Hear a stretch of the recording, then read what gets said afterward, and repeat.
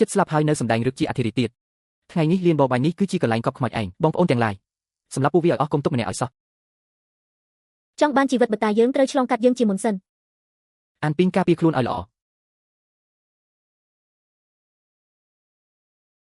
ពួកអាស្រមោចកញ្ចាក់កញ្ចែងមិនស្គាល់ស្លាប់រស់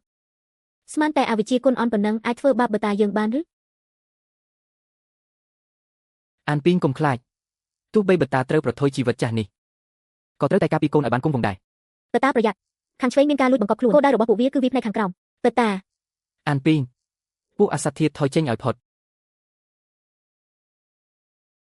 ព្រះអធិរាជកុំប្រឹងរំដោះខ្លួនអីជ្រុះនេះជាផ្លូវតររបស់ឪពុកកូនអញហើយថ្ងៃនេះឆ្នាំក្រោយជាថ្ងៃខួបស្លាប់របស់ឯងចុះទៅនរកជួបបុកបរោះរបស់ឯងទៅ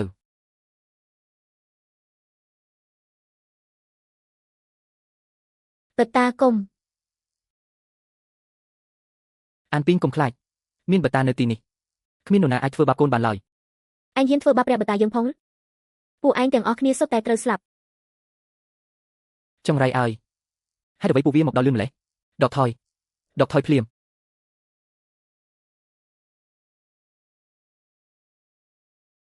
ព្រះមហេសីសូមទ្រង់ព្រះមេត្តាប្រោសទូបង្គំអសមត្ថភាពណាស់ព្រះអង្គត្រូវពីចម្លែកនៃដែនដីខាងលិចគឺពីស្អែកទឹកកកជាពលនេះកាច់សាហាវបំផុតហើយបានជ្រាបចូលដល់សរសៃឈាមបេះដូងទៅហើយទូបង្គំពិតជាគ្មានសមត្ថភាពស្រោចស្រង់បានទេមិនអាចទេព្រះកាយព្រះអង្គតែងតែរឹងមាំខ្លាំងណាស់តើអាចទៅរួចយ៉ាងម៉េចលោកគ្រូពេទ្យលួងសុំអង្វរលោកជួយគិតរកវិធីផ្សេងទៀតទៅទោះត្រូវប្រើថ្នាំអ្វីក៏ដោយឲ្យតែអាចសង្គ្រោះព្រះអង្គបានលើកលែងតែមានថ្នាំទឹកក្នុងរឿងព្រេងបើពុំនោះទេព្រះអង្គប្រហែលជាមិនអាចទ្រាំទ្របានលើសពី3ថ្ងៃឡើយព្រះបតាត្រូវរបួសដោយសារការពារខ្ញុំបំណុលមួយនេះខ្ញុំនឹងឲ្យពួកវាសងដោយឈាមខ្ញុំចាំថាព្រឹទ្ធាចារ្យឲ្យគីលៀនធ្លាប់ប្រាប់ថាមានផ្កាមួយប្រភេទឈ្មោះថាឈូកមាសអាគីអាចព្យាបាលថ្នាំពុលចម្លែកតំបន់ភាគខាងលិចបានកំពូលភ្នំឡាយយន្តទីនោះគ្រោះថ្នាក់ណាស់ប៉ុន្តែព្រះបតាត្រូវរបួសដោយសារខ្ញុំត្រូវតែទៅយកថ្នាំដោយផ្ទាល់ម្ចាស់បងយាងទៅជាមួយខ្ញុំទៅល្អបងនាំអូនទៅពួកយើងត្រូវតែជួយសង្គ្រោះព្រះបតាឲ្យបាន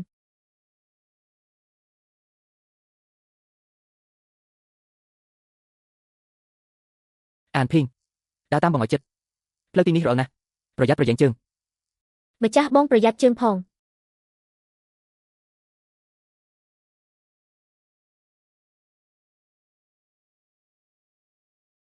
ម្ចាស់បងបើហត់នឿយសម្រាប់បន្តិចទៅបងនៅទ្រាំបានមិនហត់ទេបងជា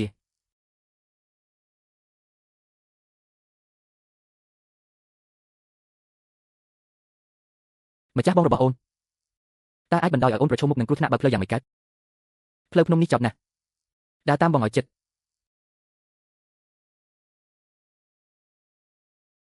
អានភីងអូនប្រកាសទេ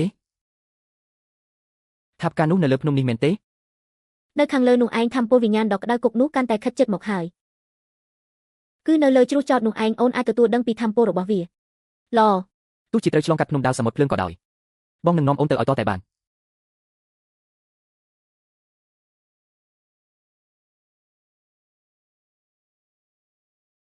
មិនអីទេបងធន់ទ្រាំបានឈឺចាប់ប៉ុណ្ណេះមិនជាអ្វីទេ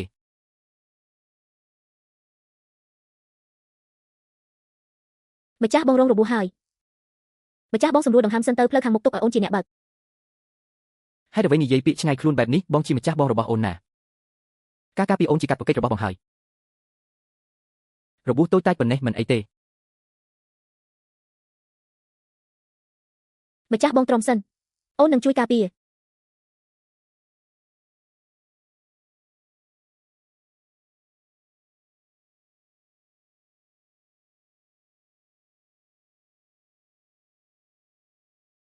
មិនស្រួលទេ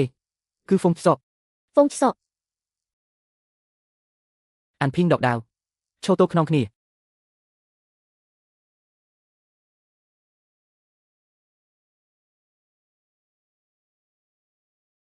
អាន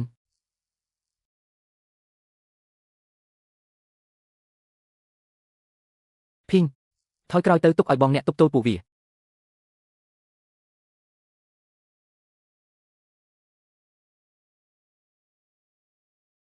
ចេញទៅរាជបង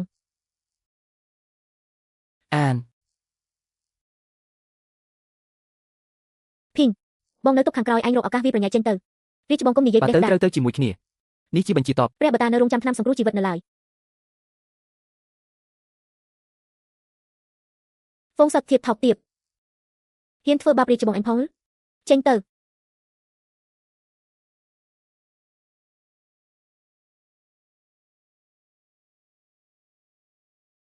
ចាត់ទុកថាពួកឯងរត់លឿន តើមានរឿងអ្វីកើតឡើងអានភីងតើឯងមានត្រូវរបួសទេអំបញ្ញមិញពិតជាគ្រោះថ្នាក់ណាស់ រាជបង ពួកសត្វធាតុត្រូវប្អូនវាបណ្ដេញចេញហើយពួកយើងបន្តទៅទៀតសម្ពាធអំណាចខ្លាំងខ្លាម្លេះអានភីងឯងនៅលាក់បាំងរឿងភ្ញាក់ផ្អើលប៉ុន្មានទៀតហ្នឹង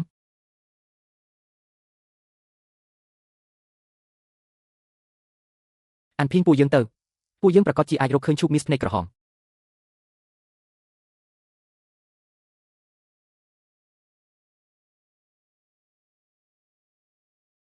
រាជបងមើលចុះនោះជាឈូកមាសភ្នែកក្រហម ឈូកមាសភ្នែកក្រហមពិតជាមានឈូកមាសភ្នែកក្រហមមែនព្រះបតាមានផ្លូវរស់ហើយលោកគ្រូស្វ័យពិតជាគ្រូទេពមែនហានយ៉ាឌូពិតជាមិនខូចឈ្មោះមែនលើកនេះព្រះអធិរាជប្រកាសជាត្រូវស្លាប់ជាមិនខានទ្រង់សរសើរជ្រុលហើយថ្នាំពោលនេះត្រូវបានតាបោះចម្រាញ់អស់749ថ្ងៃទើបបានសម្រេចគ្មានពណ៌គ្មានក្លិនរលាយចូលសាច់យ៉ាងលឿនលុះត្រាតែមានឈូកមាសអគីក្រហមក្នុងវោទានបើពុំនោះទេសំបីតែមហាទេពក៏ពិបាកសង្គ្រោះដែរឈូកមាសអគីក្រហមរបស់នោះដុះលើជ្រលងភ្នំលយន្តមិនបាច់និយាយថាមានឬអត់ទេទោះជាមានតើមានអ្នកណាទៅពេះបានលើកនេះព្រះអធិរាជមុខជាត្រូវសុខមិនខានក្រាបបង្គំទូលទ្រង់មានដំណឹងពីព្រះរាជវាំងថាគ្រូពេទ្យលួងអស់កុហកហើយឲ្យរៀបចំពិធីបុណ្យសពល្អណាស់ចុងក្រោយក៏ដល់ថ្ងៃនេះដែរឲ្យតែព្រះអធិរាជសុគតរាជបល្ល័ង្កនេះក្រៅពីយើងតើអាចមានអ្នកណាទៀតសូមអបអរសាទរទ្រង់សូមថ្វាយព្រះពរទ្រង់សត្រូវបេះដូងត្រូវលុបបំបត្តិមហាកិច្ចការនឹងបានសម្រេចតោះចូលវាំងជាមួយយើងជាមហាក្សត្របងត្រូវទៅបំពេញភក្តីភាពចំពោះមុខព្រះភ័ក្ត្រព្រះអង្គបន្តិចហើយ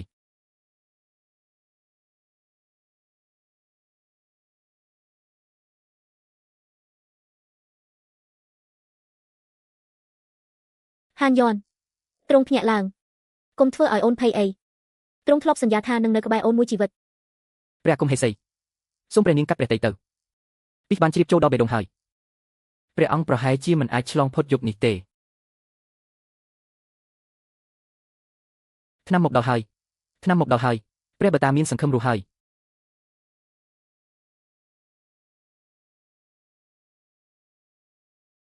ព្រះមាតាលោកគ្រូពេទ្យលួងផ្កាឈូកមាសអគីក្រហមត្រូវបានយកមកវិញហើយប្រញាប់សុំថ្នាំជូនព្រះបតាភ្លាមសុខប្រទានពរដល់ព្រះអង្គសុខប្រទានពរមែននេះពិតជាផ្កាឈូកមាសអគីក្រហមមែន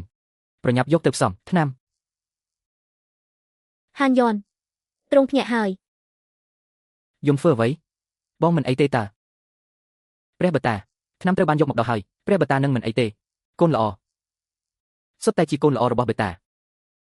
ក្រាបទូលព្រះអង្គមានដំណឹងបញ្ជូនមកពីក្នុងវាំងទ្រង់អង្គម្ចាស់ទើបតែចូលវាំងសុំគាល់ព្រះអង្គទ្រង់ថាបានឮដំណឹងព្រះអង្គធ្លាក់ខ្លួនជាធ្ងន់ក៏កាត់ទុកយ៉ាងខ្លាំងហើយចង់មកសុំគ្នាទោសព្រមទាំងសុំរៀបចំពិធីបុណ្យសពថ្វាយព្រះអង្គស្ដេចអ៊ំធំជ្រុលហួសហេតុពេកហើយព្រះបតាមិនទាន់ស៊ូក្រដៃផងក៏ប្រញាប់ប្រញាល់មកយំសោកធ្វើអីពិតជាប្រាថ្នាចង់ឲ្យព្រះបតាសុគតឆាប់មែនបងធំដ៏ល្អរបស់អញពិតជាប្រញាប់ប្រញាល់មែនបើគេចង់សម្ដែងយ៉ាងនេះអញ្ចឹងយើងនឹងសម្ដែងជាមួយគេឲ្យស្ទាត់ដៃតែម្ដងហានយ៉នទ្រង់ទើបតែភ្ញាក់រាងកាយនៅខ្សោយនៅឡើយតើចូលវងយ៉ាងម៉េចកើតកុំបារម្ភអូនទ្រាំបានយើងត្រូវទៅរាជវាំងជៀនឌៀន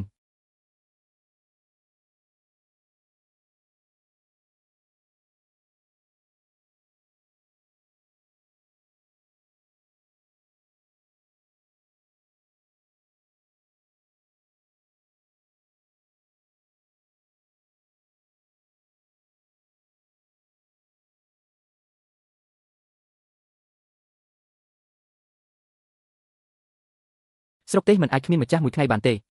ទូបង្គំជាបងធំសុខចិត្តកែប្រែខ្លួនឡើងវិញចាប់ពីពេលនេះទៅនឹងខិតខំជួយជ្រោមជ្រែងរាទីយាតអស់ពីចិត្តកាន់កាប់កិច្ចការរាជការបណ្ដោះអាសន្នទទួលរ៉ាប់រងបន្ទុកដ៏ធ្ងន់នៃរាជវង្សមហាចិនព្រះរាជអ៊ំគិតបែបនេះមែនឬគ្រប់ម៉ាត់របស់ទូបង្គំសុទ្ធតែចេញពីចិត្តបើមានពាក្យភូតភរតែមួយម៉ាត់សូមឲ្យមេឃរន្ទះបាញ់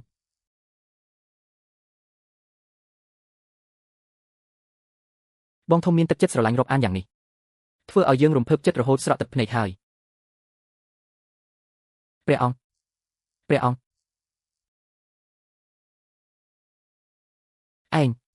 ឯងជាមនុស្សឬជាខ្មោចយើងរស្មីខ្ពស់ស្ដេចយមរាជមិនហ៊ានទទួលក៏បញ្ជូនយើងត្រឡប់មកវិញមិនដែរបងធំឃើញយើងមិនទាន់ស្លាប់ដូចជាខកចិត្តណាស់មែនទេមិនមែនទេទូបង្គំគឺសប្បាយចិត្តពេកទេសប្បាយចិត្តយើងមើលទៅបងធំសប្បាយចិត្តលឿនពេកហើយដឹងសូម្បីតែព័ត៌មានពីការសុខរបស់ទ្រង់មិនទាន់បញ្ជាក់ច្បាស់ផងក៏ប្រញាប់មកប្រាសាទគាត់បង្ហាញភាពស្មោះត្រង់និងដណ្ដើមរីកសម្បត្តិបងធំគំនិតដ៏ប៉ិនប្រសប់មួយនេះគិតគូរបានល្អិតល្អន់មែនល្មមហើយត្រឡប់ទៅភូមិគ្រឹះឈិនបានភ្លាមទៅព្រះករុណាខ្ញុំម្ចាស់ទៅថ្ងៃមុខគ្មាននរណាអាចធ្វើបាបអានភីងរបស់ពួកយើងបានទៀតឡើយហើយក៏គ្មាននរណាអាចធ្វើបាបគ្រួសារយើងបានដែរហត់ហើយមែនទេប្រញាប់ផឹកស៊ុបបន្តិចទៅឲ្យកក់ក្ដៅខ្លួន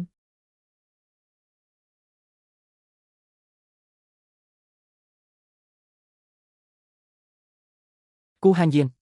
ហេតុអ្វីបានជាឯងមិនទៅងាប់ទៅហេតុអ្វីខ្ញុំជារាជបុត្រច្បងរាជបល្ល័ង្កនេះដើមឡើយជារបស់ខ្ញុំព្រះអង្គម្ចាស់មិនទាន់ដល់ពេលអស់សង្ឃឹមទេទ្រង់នៅមានពិធីមែនទេប្រញាប់ជួយខ្ញុំទៅឲ្យតែអាចសម្លាប់គូហ៊ានយានបានខ្ញុំសុខចិត្តធ្វើគ្រប់យ៉ាងគ្រូសេលមានឧបាយកមួយអាចបាញ់ព្រួយមួយបានសត្វពីរមិនត្រឹមតែអាចកម្ចាត់អធិរាជនឹងមេក្មេងស្រីជើងល្អនោះទេប៉ុន្តែថែមទាំងអាចជួយទ្រង់ឡើងកាន់តំណែងរាជយាតឡើងវិញបានគ្រូសេលទើបតែបង្កើតបានអាសន្នរោគពិឃាតប្រលឹងអាសន្នរោគនេះមិនមែន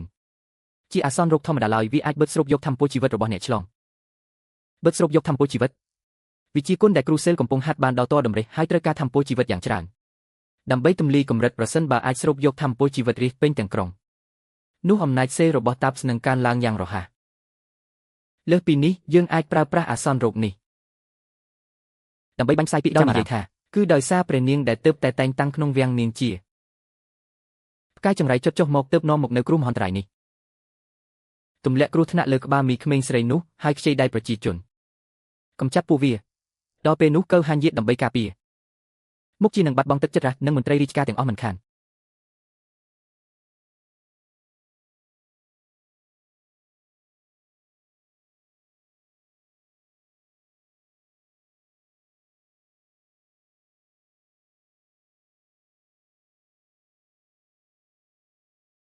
សូមចុច like និង subscribe share និងឧបត្ថម្ភដើម្បីគាំទ្រកម្មវិធីផងស្លាប់មនុស្សអស់រាប់សិបនាក់ហើយខ្ញុំហៅថាជាទុនកម្មឋានលើគឺដោយសារព្រះនាងអានភីងដែលទើបតែតែងតាំងថ្មីនាងជាបិសាចចាប់ជាតិនាំគ្រោះកាច់មកឲ្យនគរយើងគុំនិយាយផ្ដេសផ្ដាសឯងចង់ធ្វើឲ្យខ្ញុំងាប់ឬមើលចុះនាងមកភ្លាមព្រះមហាក្សត្រយានីធ្លាក់ខ្លួនឈឺព្រះរាជាត្រូវឆ្នាំពលឥឡូវកាត់អាសាមានរឿងចៃដន្យច្រើនយ៉ាងនេះមកពីណាឯងយល់ហើយមែនទេអាប់ខ្មៅក៏កុញមិនព្រមបាត់បង់ក្លិនឈ្ងុយស្អុយរលួយនេះជាតំបន់រាជធានីនេះពិតជាលាក់បាំងភាពស្អុយរលួយមែនមានអ្នកកំពុងហាត់របស់អាក្រក់ខូខើដែលបូមយកជីវិតបែបនេះមើលទៅប្រកាសជាមានមនុស្សស្លាប់ច្រើនទៀតហើយឲ្យតែមិនរៀបចំគឺបានទាំងអស់មានតែលោកម្ចាស់ទេទើបរារាំងបានទៅឲ្យផុតក្រាបទូលព្រះអង្គជំងឺចម្លែកដែលកើតឡើងភ្លាមនៅរាជធានីនាពេលថ្មីនេះមានការឆ្លងខ្លាំងខ្លាណាស់អ្នកកើតជំងឺមានកម្ដៅក្តៅខ្លាំងមិនថយចុះមានស្នាមអុចខ្មៅពេញរាងកាយហើយចុងក្រោយប្រែជាខ្មៅងឹតស្លាប់ទៅត្រឹមតែ3ថ្ងៃប៉ុណ្ណោះអ្នកឆ្លងជំងឺបានកើនឡើងលើសពី1000នាក់ហើយចំនួនអ្នកស្លាប់បានកើនដល់300នាក់ហើយនៅតែបន្តកើនឡើងទៀត300នាក់មនុស្ស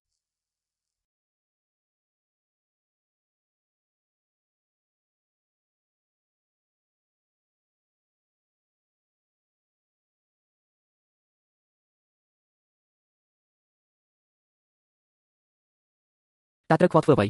ព្រះអង្គនេះជាបាតុភូតចម្លែកពីលើមេឃមិនមែនកម្លាំងមនុស្សអាចកែប្រែបានឡើយអ្នកប៊ូបាននិយាយរួចហើយថាមេឃមានបាតុភូតចម្លែកប្រកាសជាមានបិសាចបង្កហេតុមីងស៊ូនពិនិត្យតារាសាស្ត្រនៅពេលយប់តើបានរកឃើញតម្រុយអ្វីខ្លះអ្នកប៊ូបានពិនិត្យតារាសាស្ត្រនៅពេលយប់ឃើញថានៅក្បែរផ្កាយរីកមានផ្កាយបិសាចមួយបើមិនកំចាត់ផ្កាយបិសាចគ្រោះមហន្តរាយពិបាកនឹងស្ងប់រលត់ណាស់ពិបាកស្ងប់មីងស៊ូនតើពាក្យនេះមានន័យឥឡូវនេះប្រជារាស្ត្រកំពុងរងទុក្ខវេទនាមីងស៊ូនមិនគិតគូរពីវិធានការសង្គ្រោះគ្រោះមហន្តរាយតែជាមកនិយាយពីរឿងអរូបីផ្ដេសផ្ដាសនៅទីនេះតើមានបំណងអ្វីបិសាចស្អីទៅច្បាស់ជាមានអ្នកនៅពីក្រោយខ្នងធ្វើរឿងនេះព្រះអាគមហេសីមានបន្ទូលខុសហើយអាត្មាភាពគឺដើម្បីជោគវាសនាប្រទេសជាតិចាប់តាំងពីអានភីងចូលមកក្នុងភូមិគ្រឹះ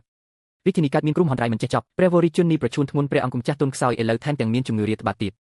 តើទាំងនេះគ្រាន់តែជារឿងចៃដន្យឬព្រះអង្គទូបង្គំជាប្អូនក៏បានឬពាក្យចាំអារាមក្នុងចំណោមប្រជារាស្ត្រដែរប្រជារាស្ត្រសុទ្ធតែនិយាយថាអានភីងជាផ្កាយចង្រៃជាបិសាចបើមិនរងាប់កំហឹងប្រជារាស្ត្រទេក្រែងលោបង្កឲ្យមានចលាចលទូបង្គំធ្វើនេះក៏ដើម្បីទឹកដីរាជបល្ល័ង្កដែរអានភីងជួយព្រះវររាជជននេះជួយទាំងខ្ញុំតើធ្លាប់ធ្វើបាបអ្នកណាពាក្យចាំអារាមទាំងនេះច្បាស់ជាមានអ្នកចិត្តណាផ្សព្វផ្សាយ ពួកអ្នកចង់បង្ខំឲ្យគេស្លាប់មែនទេល្មមហើយកុំឆ្លោះគ្នាតែទៀតឥឡូវរឿងចម្បងគឺត្រូវជំងឺរាតត្បាតព្រះមហេសីបើអូនមិនជឿរឿងអរូបីទេចឹងរឿងនេះប្រគល់ឲ្យអូន ទៅចាត់ការចុះម្ចាស់ក្ត្រីទទួលព្រះរាជចំការម្ចាស់ក្ត្រីស្ម័គ្រចិត្តថ្វាយសន្យាក្នុងរយៈពេល3ថ្ងៃនឹងស៊ើបអង្កេតរកការពិតឲ្យឃើញ ក្លិនស្អុយនឹងចិត្តនាសម្លាប់ខ្លាំងក្លាបែបនេះប្រកាសជាមិនមែនជាក្លិនជំងឺធម្មតាទេ អានភីងហេតុអ្វីអង្គុយផ្លង់ភ្លើចេះមកញ៉ាំបបប្រញាប់ឡើងត្រជាក់អត់ឆ្ងាញ់ទេព្រះមេដាជំងឺចម្លែកខាងក្រៅកំពុងតែរាតត្បាតខ្លាំងសំឡេងយំសោកសំឡេងរំពងពេញផ្ទៃក្រែងលោមានគ្រោះមហន្តរាយធំមិនអីទេព្រះបតាបានទៅរកវិធីហើយអានភីងនៅផ្ទះឲ្យស្ងៀមកុំដាបផ្ដេសផ្ដាយល់ទេរឿងខាងក្រៅមិនបាច់ឲ្យកូនបារម្ភទេព្រះមេដារឿងនេះមានចំណុចចម្លែកក្នុងនាមជាទ្រង់ម្ចាស់ក្ត្រីធំនៃមហាចិនខ្ញុំមិនអាចឈរមើលឡើយខ្ញុំត្រូវតែទៅស៊ើបអង្កេតរកការពិតប៉ុន្តែត្រូវសន្យានឹងមេតាមិនថាមានរឿងអ្វីកើតឡើងព្រះមេដាសម្រាប់ចុះមានខ្ញុំនៅទីនេះមេឃមិនរំចុះមកទេ ចេញឲ្យឆ្ងាយទៅពួកអ្នកធំដូចជាពួកឯងចេះមានចិត្តល្អមកជួយពួកយើងដែរគាត់ជាចង់បំពល់ពួកយើងឲ្យស្លាប់ហើយគឺនាងមេធ្មប់នោះចង់ឲ្យពួកយើងស្លាប់កាន់តែឆាប់ លោកពូមើលទៅមុខលោកពូឡើងស្រអាប់យកថ្នាំអប់នេះទៅបន្តជីវិតចុះមេក្មេងនេះចិត្តល្អតាប្រញាប់ហូបទៅបើលោកពូមានការអីអាចទៅរកខ្ញុំនៅរោងគ្រូពេទ្យបានពូប្រកាសជាជួយចៅអរគុណលោកពូទៅនាំអ្នកប្រាប់រឿងនោះមកខ្ញុំមានការត្រូវឲ្យគេធ្វើ ក្រាបទូល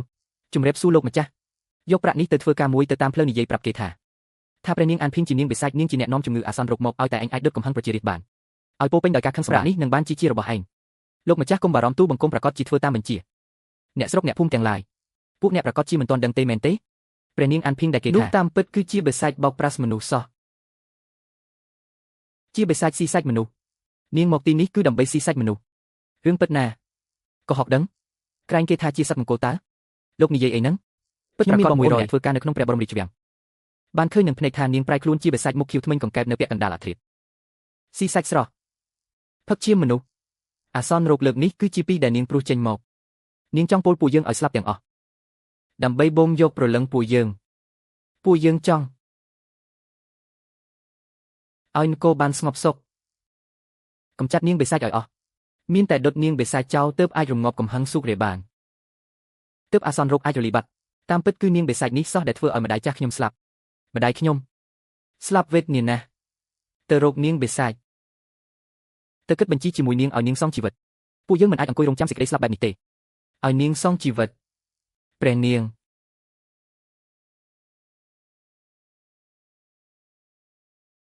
អានភីង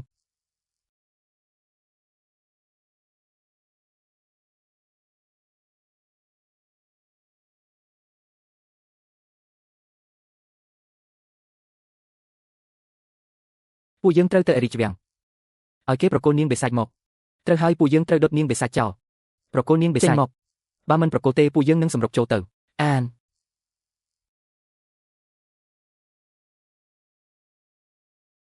ភីងមិនមែនជាបិសាចទេពួកអ្នកកុំជឿពាក្យចាំអារាមកុំនិយាយច្រើនប្រគល់នាងបិសាចមកភ្លាមឈប់ដៃអ្នកណាហ៊ានប៉ះពាល់ព្រះគុំហេសី ហេតុអ្វីបានជាពួកគេល្ងងខ្លាចយ៉ាងនេះអានភីងកុំខ្លាចអីមេដានឹងការពារកូនអរព្រះគុណព្រះមេដាអរព្រះគុណព្រះរាមប្រគល់នាងបិសាចមកអានភីងមិនមែនជាបិសាចទេពួកអ្នកមិនអាចធ្វើបាបនាងឡើយឈប់ដៃទាំងអស់គ្នា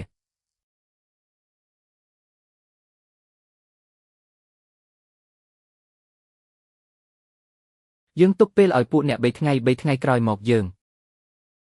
មុខជាអាចស្រ័យថាអានភីងមិនមែនជាបិសាចបើស្រ័យមិនបានទេយើងនឹងផ្ដល់ចម្លើយជូនមនុស្សលោកទាំងមូលកុកហ៊ានយន់នោះជាការពិតល្អណាស់ពួកយើងនឹងទុកពេលឲ្យអធិរាជ3ថ្ងៃពេល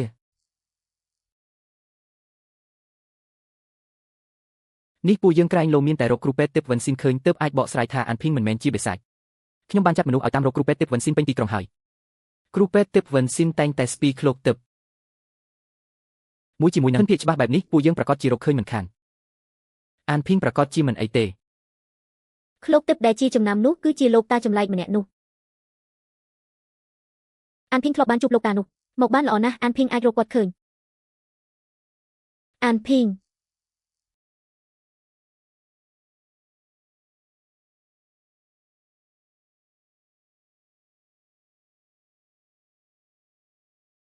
ព្រះបតា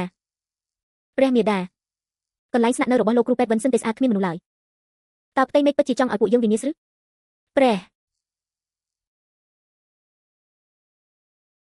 អង្គតើគួរធ្វើដូចម្ដេចទៅ កំណត់ពេល3ថ្ងៃបានមកដល់ហើយប៉ុន្តែពួកយើងនៅមិនទាន់រកឃើញគ្រូពេទ្យទិព្វវិនសិននៅឡើយ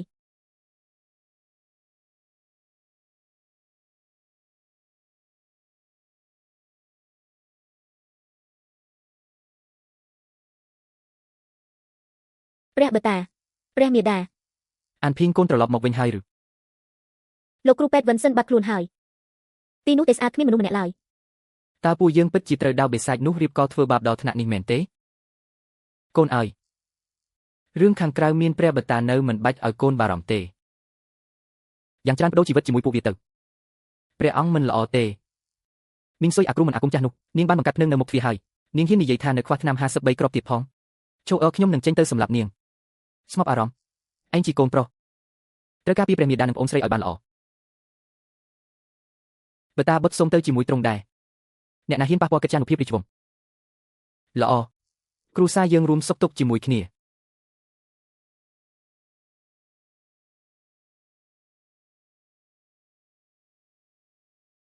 ចាំមើលអ្នកណាហ៊ានយើងជាអធិរាជនៃមហាចិនពួកឯងជួបជុំគ្នាមកព័ទ្ធរាជវាំងតើចង់បះបោរឬព្រះចៅអធិរាជមានអំណាចធំធេងណាស់តើអាត្មាក៏ធ្វើដើម្បីរាសីប្រទេសជាតិដែរឥឡូវនេះមានបិសាចចង្រៃបង្កគ្រោះដល់ប្រទេសជាតិប្រជារាស្ត្រទ្រង់ទុកវេទនាព្រះអង្គជារាជបុត្រមិនគិតជួយសម្រាប់ទុកព្រះរាជាផ្ទុយទៅវិញបែរជាការពារនាងបិសាចតើនេះឬជាកិត្យានុភាពរាជវង្សរបស់ទ្រង់ពាក្យចាំអារាមបោកប្រាស់ប្រជាជនជំងឺរាតត្បាតនេះកើតឡើងចម្លែកណាស់ច្បាស់ជាមានអ្នកលួចបំពល់លោកជាព្រះគ្រូប្រចាំរាជវង្សមិនទៅព្យាបាលរាស្ត្រផ្ទុយទៅវិញបែរជានៅទីនេះញុះញង់ឲ្យមានកុបកម្មខ្ញុំមើលទៅលោកឯងទេជាគ្រូអាបធ្មប់ចង្រៃបំផ្លាញជាតិសាសន៍ថ្នាំទិព្វលែងមានប្រសិទ្ធភាពហើយបើទ្រង់នៅតែជំរុញការពារនាងមេធ្មប់នោះគឺស្មើនឹងធ្វើស្ត្រូវនឹងមនុស្សទូទាំងផែនដីដល់វេលាកំណត់ហើយ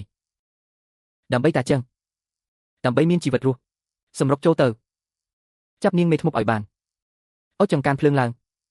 សម្រុកចូលទៅដើម្បីរស់សម្រុកចូលទៅសម្រុកចូលទៅជន់ឈូការពារមាតានិងប្អូនស្រីអញឲ្យល្អឃើញទេនាងមេធ្មប់នេះចង្រៃដល់ឪពុកម្ដាយឲ្យតែនាងនៅរស់ពួកយើងមុខជាត្រូវស្លាប់ទាំងអស់គ្នាប្រឹងឡើងដុតសម្លាប់នាងទៅ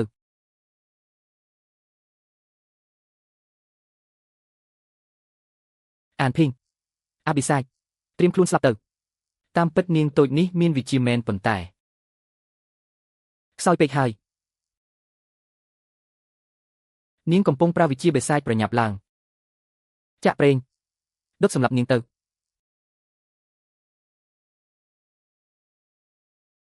ពួកប្រជារាស្ត្រត្រងខ្លាយទាំងនេះត្រូវគេបោកប្រាស់ដល់ថ្នាក់នេះជាដល់ទៅមហាចារ្យបែរជាមកធ្វើបាបក្មេងស្រីតូចម្នាក់នៅស្គាល់កាត់យោទេនរណា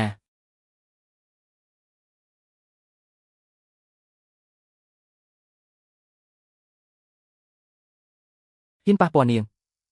បានសួររំចូលប្រាក់ក្នុងដៃគ្រូពេទ្យទិព្វនេះនៅវិនស៊ីនគ្រូពេទ្យទិព្វវិនស៊ីននេះគឺគ្រូពេទ្យទិព្វវិនស៊ីនព្រះឲ្យគឺអាចជួយមនុស្សចិត្តស្លាប់ឲ្យរស់វិញមែនហើយអ្វីគាត់ជួយស្រីបិសាចនោះតាមពិតជាលោកតានេះសោះ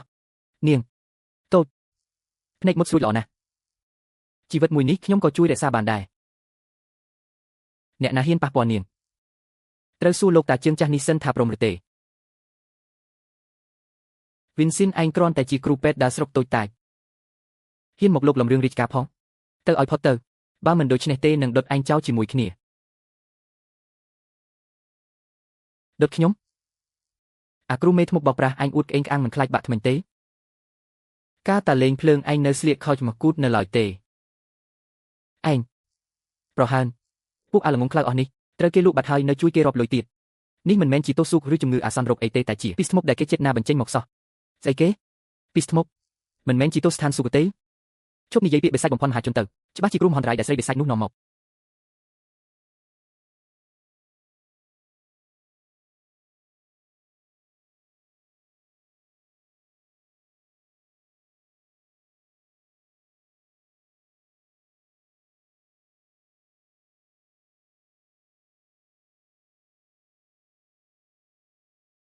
ខ្ញុំស្មានតែឯងកំពុងគិតពីអ្វី